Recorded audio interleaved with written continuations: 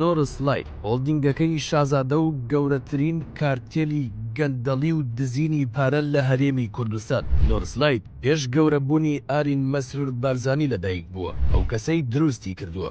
سەروەر بێداویە کە مەسرور بارزانی فەرمانی پێکردووە دای بمەزرێنێت و گەورەی بکات تاوەکو ئارین گەورە دەبێت. کاتێک ئارین گەورە بووە، مەسرور بارزانی سەرۆکایەتی نۆرسلایتی لە سەروەر بێداوی وەرگرتووە و دایە ئارین بارزانی. ئێستا ئارین سەرپەرشتی دەکات.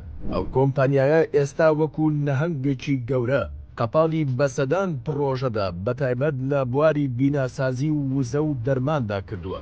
مەسرور بارزانیش هەموو دەرگاکانی بۆ کردوتەوە تا حکومەت هەڵوەشێت. بە گوێرەی زانیاریەکانی وڵات، نۆرسلایت لە بواری وزەدا خاوەنی دەیان بەنزیخانەیە کە بە فەرمانی مەسرور بارزانی سەرجەم ئۆتۆمبیلەکانی حکومەت لە بەنزیخانەی نۆرسلایت ئۆیڵ بەنزین تێدەکەن. بە فەرمانی مەسرور بارزانی پارکی سەرهەڵدان لە دهۆک، دووسایدی بە عەدرێ بۆ دهۆک، دووسایدی شێخانی وەرگرتووە. لە هەولێریش تونێلی میراوایان وەرگرتووە. بە گوێرەی زانیاریەکانی وڵات، تەنها تونێلی ماوران کە 12 کیلۆمەترە و هیچی تر ئەندەرپاس و ئۆڤەرپاسی تێدا نییە. تونێلەکەش دروست کراوە. کاری نۆرسلایت تەنها نوێکردنەوەی شەقامەکانە کە بە گوێرەی خەمڵانەکان تەنها 25 ملیاردی تێدەچێت. بەڵام بە گەندەڵی لەبەر خاتری ئارین بارزانی بودجەکەی کراوە بە 90 ملیارد دینار.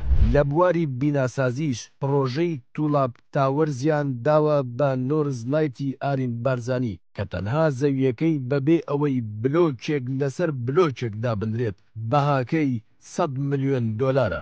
ئەمە جگە لە پرسی دەرمان، وەزارەتی تەندروستی گرێبەستی 10 ساڵەی لەگەڵ کۆمپانیای نۆرسلایت ئەنجام داوە بۆ کڕینی کەلوپەلی تاقیگە و پشکنینی دەرمان کە 100 ملیۆن دۆلار بەهاکەیەتی. ئەم نهنگەی کە ئێستا ئارین بارزانی قوتی کردووە شێبڕکەی ئەستێرە گەشاوەکەی باوکی مەسرور بارزانی دەکات کە ستێر گروپە و لەلایەن سەروەر پێداوی سەرپەرشتی دەکرێت. وڵات بە دوواداچوونی بۆ مۆڵەتی ئەم کۆمپانیایە کردووە. لە بەریتانیا مۆڵەتی وەرگرتووە لە هەرێمی کوردستان چالاکی کارتێلانە ئەنجام دەدات.